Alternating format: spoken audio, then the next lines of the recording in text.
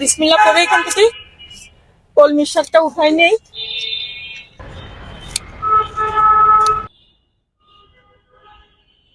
এখন অন্য কিছু শাক উঠাবো। এখানে পুঁই শাক আছে, তারপরে আছে লাউয়ের শাক। এখান থেকে কিছু কিছু শাকের কচি পাতাগুলো উঠাই নিব।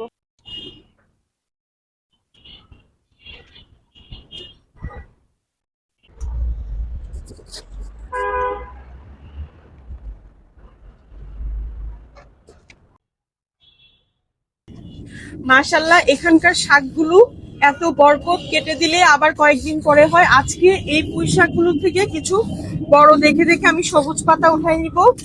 মাশাআল্লাহ, এখানকার শাকগুলো এত ভালো।